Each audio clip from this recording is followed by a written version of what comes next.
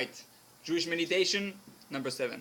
Okay, we'll continue on the book, getting to know yourself, and about learning to be alone, learning to create times where I reflect alone, I'm disconnected from the world, because those are the times where I can really focus and be with God.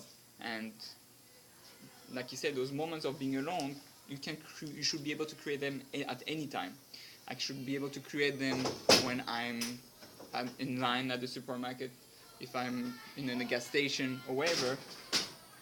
If I feel like overwhelmed or angry, I should be able to disconnect from the world and create that moment of alone where I go back with Hashem. If I'm just me and Hashem, no matter where I am, then I can feel everything's fine. Let's say I have stress with my bills, so I'm going to pay my bills. Let's say I take the bills away from my head and I'm with God. I say, God is with me. God is holding my hand. God is paying my bills, so to say. He's the one who gives me money. Why should I worry unnecessarily? It's not easy, because it's hard to feel it's real to see God directly. But if you train yourself to do that, like imagine God, you're just right next to God. That's it. You're able to. That's your little meditation. That's the goal of meditation, is to be able to achieve those moments where wherever you are, you feel God is next to you and is holding your hand. But it's hard to do that when you sin. Right, but God said, if you sin, I still be there as long as you admit you sin, and as long, just like Adam in Gan Eden, you can remember. Even if you repeat it. Yeah, because God knows you're gonna repeat it, but each time you ask for forgiveness, God erases it. So after sinning, obviously we're not saying like, oh, I'm going to do it again on purpose, like you plan it. We're not talking about that. We're talking like, okay, I tried, I sinned. I take responsibility. God, I sin. I'm sorry. I'm going to try my best. I'm keep fighting the thing. And then again, I sin. You don't understand. The next time you sin is like the first time you sin, because before it ran away. So God looks at it as the first time.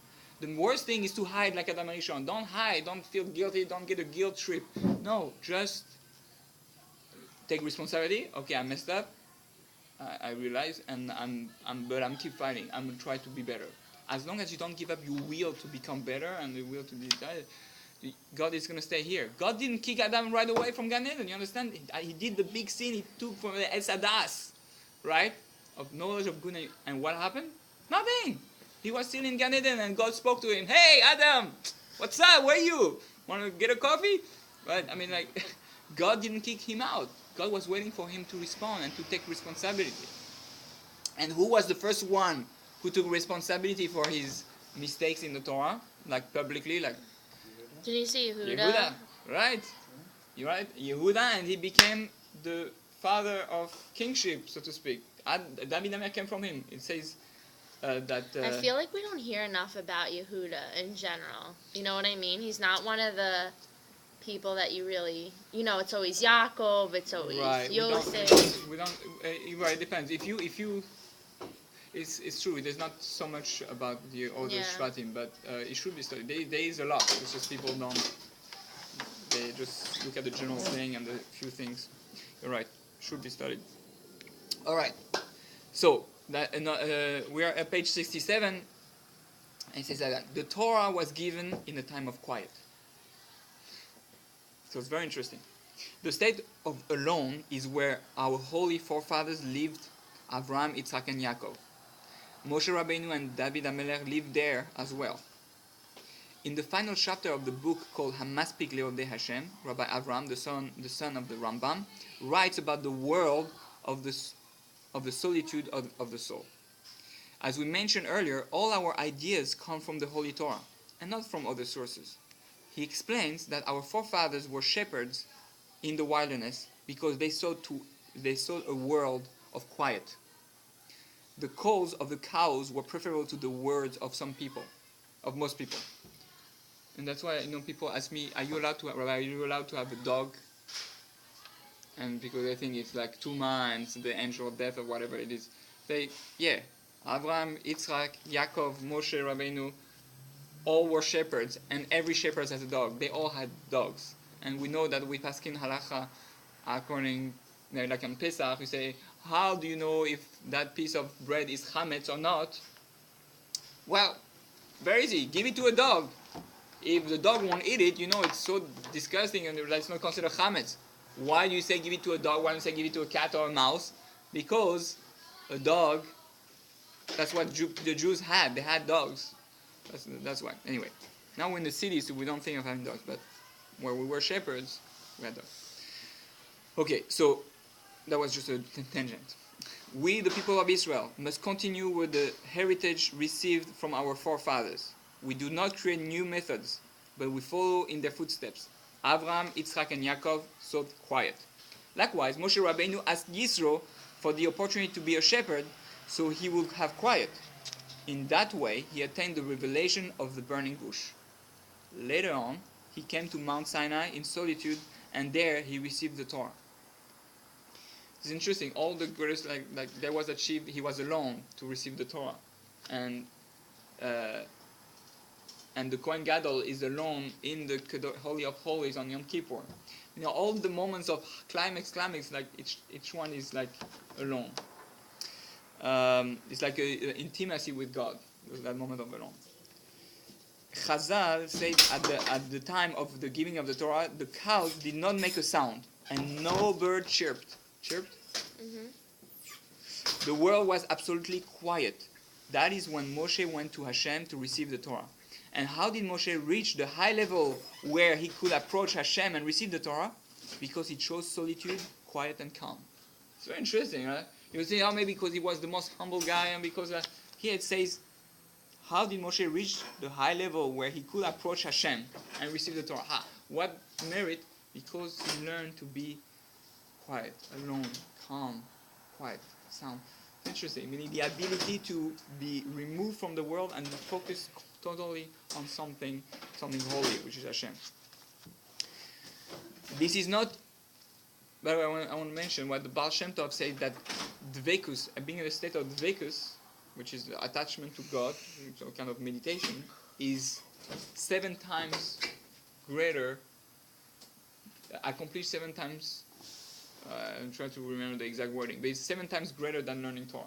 Meaning, yes, you need to learn Torah to be attached to Hashem, but the real goal of learning Torah is to be attached to Hashem, right? So it says that he achieved his highest level by meditating all the time. That's what Baal Shem Tov. This is not a new method that originated in India, right? It's not Buddhists that invented being alone and meditating. This comes from our Holy Torah. It is the way of our forefathers written by Chazal and explained by our teachers, the Rishonim, early authorities. This is not solitude for its own sake, but for the sake of disengaging from the evil in the world and connecting to the living God, as we will explain later. Again, the idea is like, I have some evil, I feel bad about something, I feel scared about something. So Judaism teaches that I should not let myself be trapped in that thing. So I create a world of alone, a safe space, a safe place where I am now with God and connecting to the true reality of things. The true reality of things is that God is with me all the time, and He loves me and He protects me. Therefore, I don't have to fear. I don't have to let that negative emotion, that negative feeling, bother me, because it's not me, right? Okay. I have a question. What if a person does like he jumps from step 10 to step 1, from step 1 to step 10. He does something and he says, like for example, Shabbat, and he started just keeping. He says he didn't keep Shabbat, and he just started doing it all of a sudden one day, and then he realized it was really hard. Right. And now he wants to go back, but he can't. What should he do? If he took a really big step forward. Right, so then he should start again, but step by step. He should do whatever he can do at that moment. Yeah, a lot of people do that, right? Jumped too far. far. Right, yeah, that's not good. A lot of people do that. A lot of people... In any situation. Right, so therefore he's allowed to start again from scratch, but take something, should not drop everything, but he should take something that he knows he can do and build on that. But yeah, that's a danger. That's why Rabbi, have to be making sure that people go slowly. It's very important. So, As the body needs bread and water, the soul has no less of a need for solitude. If we are unaware of this essential need, it is a sign that our souls are so deeply buried inside of us that we are no longer aware of what we need. You see, that need for solitude, that need for being alone, attached to God, is something that we need. It's necessary. It's like there's a need for bonding, a need for one of the marriage. Ben, he needs to go back and forth. So they thought that it was an experiment made, another experiment. Like after the war or during the war, they had orphans, a lot of baby orphans, and those baby orphans, they were in a hospital or orphanage, I guess, and the babies will all die. They say why? They were fed and everything, but so they try to hold the baby, meaning to have the nurses take the baby and hold them and speak to them, and they realized that it reduced the rate of death to 80%. So if not more, I think it's even more than that. Meaning they realized that the baby, the human being, needs connection. He needs to feel whole, and he needs a bonding. He feels bonding.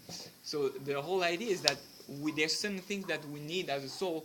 We need bonding, constantly bonding with God, bonding with people, and we need also that moment of being alone. Those are things that is necessary.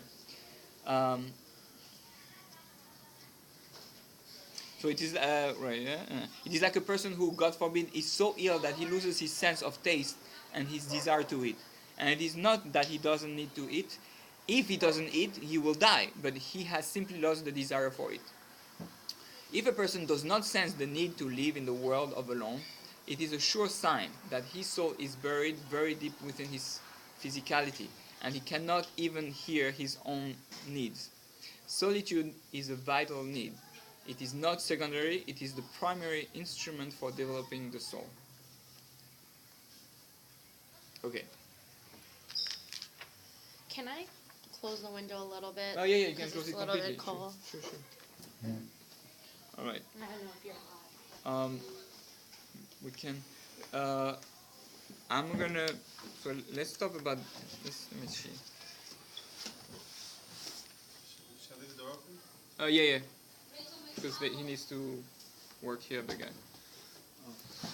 Well, let's do one more paragraph of that. So we explained earlier that a person has both a social aspect and a private aspect.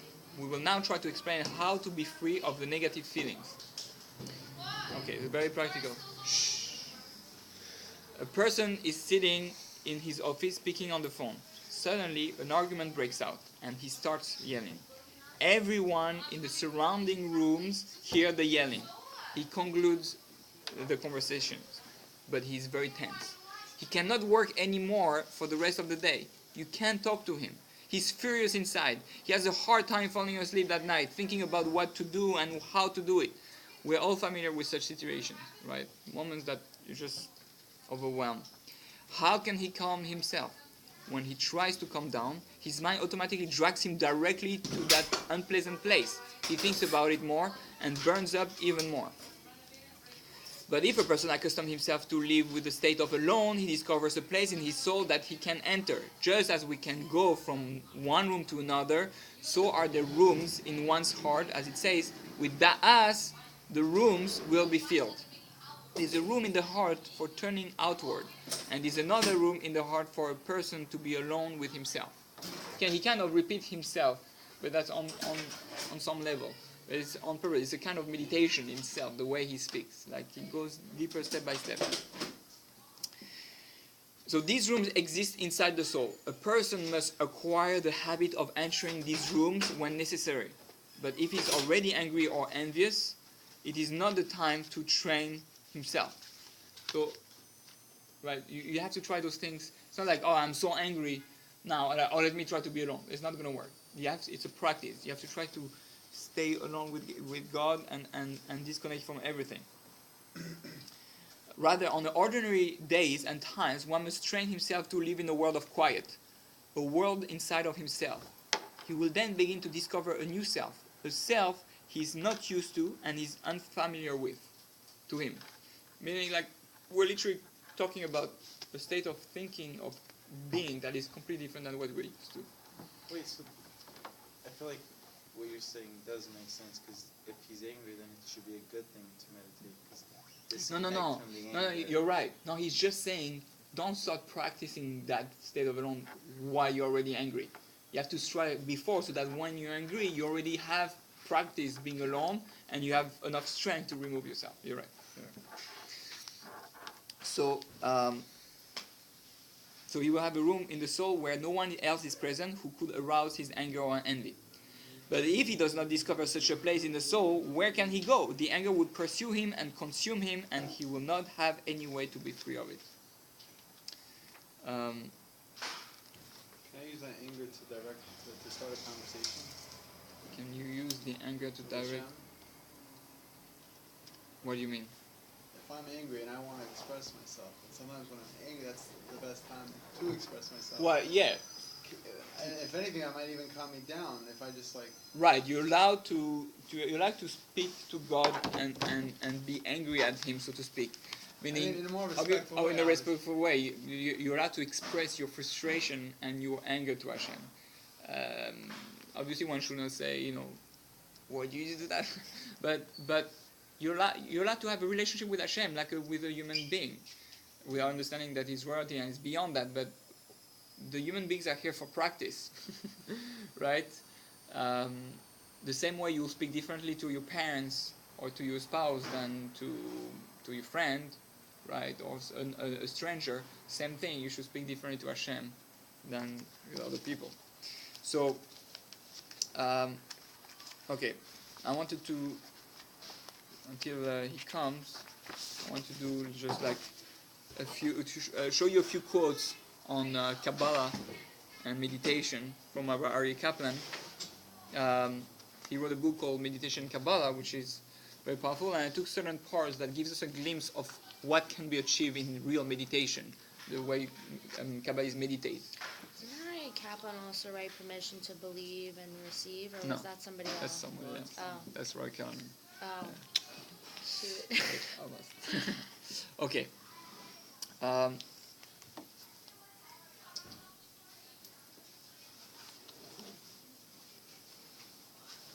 So the Hechalot, there's a book called in the Zohar, a section in the Zohar called the Hechalot, which are the palaces, and so he explains. He says like that about it. He says like that: the Hechalot, which are the palaces, speaks of the individual making a chariot of light. The Hechalot, the book, the section of the book called Hechalot, speaks about the individual making a chariot of light, a Merkava, with which he then ascends to the supernal chambers. Hashem leaves his natural state when he's absolutely unknowable and inconceivable, and allows himself to be visualized by the prophets. One who sees God in this manner is said to experience the Merkava vision. So the whole idea here, what's interesting, is say that one of the way in meditation is to visualize that you are on a chariot and going up in different worlds or different rooms. All this is happening in the imagination, that you are creating like a movie in your mind, and you're going higher, closer to God, and to the point that if you're on the level of a prophet, God is gonna show something that is gonna make you recognize that this is God. So if you're on the level of a prophet and you ask for a sign, God's gonna show you a sign that that's God. That's what you said? Yeah, well, meaning when you're gonna see God, you're gonna know it's God. You're gonna know. Okay. I don't know what it means that you're gonna see Him, because obviously he has no thing, but Maybe he'll do something to make you more aware of him. right. Yeah, it's gonna do something that is awareness, level of awareness. But you know when it's God. Right, you know. But isn't everything coming from Hashem? Why would The essence of Hashem, the essence of Hashem. The source. Like, doesn't all that water come from the source? Yeah, but it's not. You're not at the source, right? It's different. It's like, am I if I hug, I hold the finger, let's say, of my wife, am I really hugging my wife? No, I'm holding, I mean, kind of, but it's not like I'm really hugging my wife. Like it's like it's a part of him, but it's not the full experience, so to speak. So I'm It's a only taste. experiencing like whatever I'm experiencing now is just You're not experiencing the it's essence. covered up basically. Right, like layers. With a Navi, he just opens everything up. Well, even More Nabi's, like, Moshe Rabbeinu was the, it says he could see Well, he was on the highest blind, level. okay, Right, fair enough. right. But yeah, there are different levels based on how good of a Nabi you are. Bless you. Thank you. Actually, God bless you. When a man. Okay, no, this we're gonna skip. Okay, that's actually a very important story because that's the story about the 4 men that is described in the Talmud. 4 men who entered the Pardes. The Pardes is the Rabbi Akiva, right? And the very famous Rabbi Akiva and his three of his the other rabbis. They were all very great, and each as they were meditating, kind of prophesying, there were different things happen. So.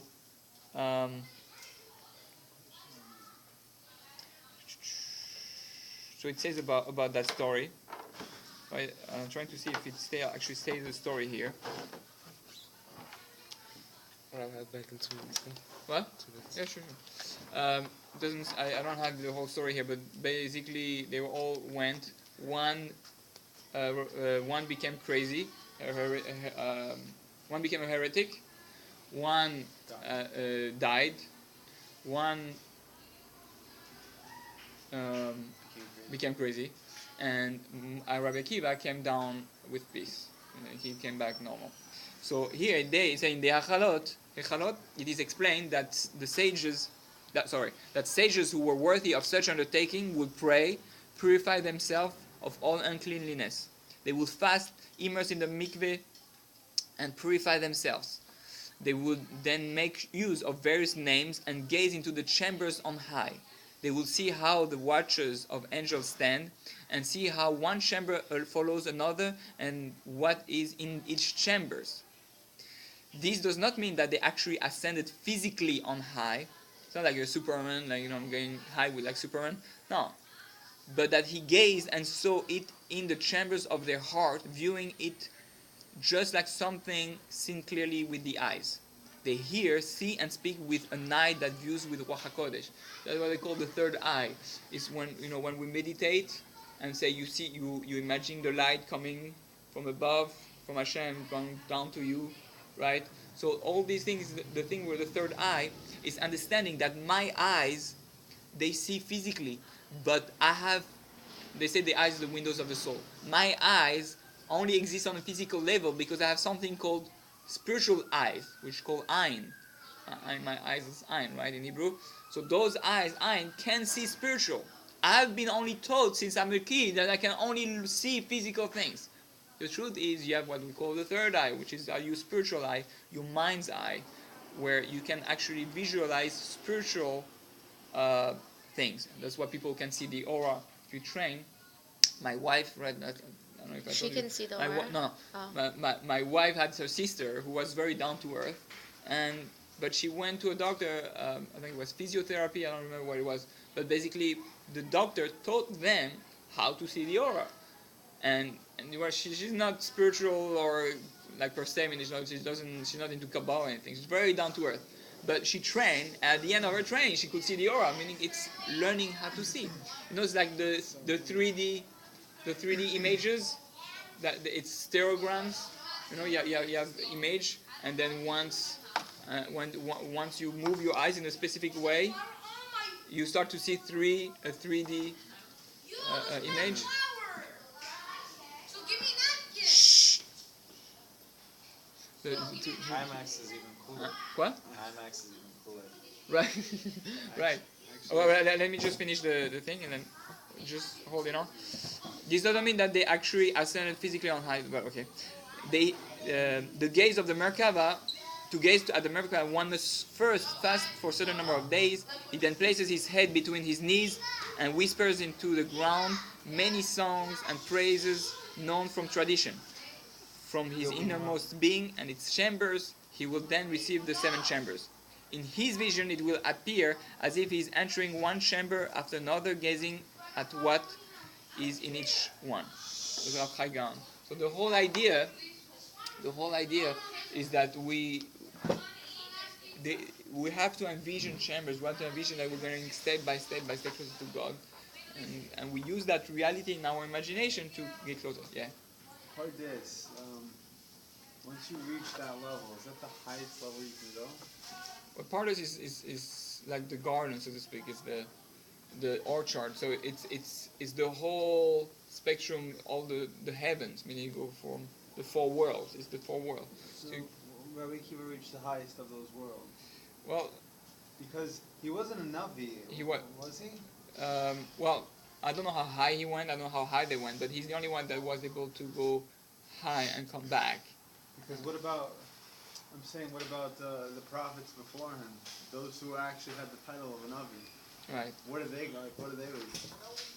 reach? Oh, they were also using the powers. I mean, Rabbi Akiva and people, the Tanaim, they say they had the power to resurrect the dead. So that's higher than the level of Ruach HaKodesh. We know the Mesilat Yesharim. Yeah, he says right? Mesilat Yesharim, after you achieve Ruach HaKodesh, you can resurrect the dead. So it says any Tana, any rabbi mentioned in Gemara could resurrect the dead. So, I mean, Tanaim for sure. So that means they were on a very high level. It was not just like, guys like me, try to be holy. It's nice, but what's the point of that? I mean, like, if God decided someone's dead, right? It's the point is not that you should resurrect the dead. Where that's God's job. we're not here to resurrect the dead. We don't do voodoo stuff. No, but the idea is that it shows you that you're so close to God, that you're so much in the image of God, that you reach a level where you can technically use God's power. Meaning you're similar to Hashem. Meaning you're the Tzelem Elokim that God created, right? We are supposed to resemble Hashem, to be as much and to act as much like Hashem. If you're so refined and so pure that you're able to resurrect the dead, that means you made it, man. It's you achieve a level where you're like literally like Hashem, and you're here to give life to people and to help people. You're a tzaddik, a real tzaddik. So how would they know when to use that? So it was used almost never. It was used a very few times. But this is the story of Elisha, right, with the Shunammite, and the little kid who died. So there's 2-3 stories about a little bit more in the Gemara. I think there's a few more stories about our rabbis resurrecting the dead. But it was very rare. They tried not to do it. I had a question once. If Rabbi Akiva could do that, why couldn't he resurrect his student? Right. Yeah. Again, because that's. But obviously, it wasn't meant. Right. Okay, I think we're gonna stop. Let me see.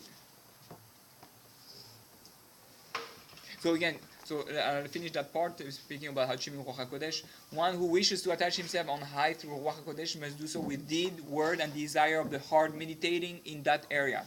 This is what it depends on when one wishes to bind himself to something and transmit its influence to himself. The Bahir states that it is impossible to become involved in the Merkava without falling into error, but that one should pursue nonetheless, since it leads to the way of life. Meaning, it's a very high level, and people fail. Say you should not learn Kabbalah till you are 40. Meaning, you have to be mature enough, but you have to know you're gonna fail. You're gonna make mistakes. That's inevitable. But you try to grow. You're gonna try to get higher. But the main thing is the desire, the work you put, how much you want it, how much you want to be close to God, and that, based on that, God will allow you to have Ruach HaKodesh or not. Okay, we're going to stop here for today with that, and we'll continue next time. Shana Tova! Rabbi,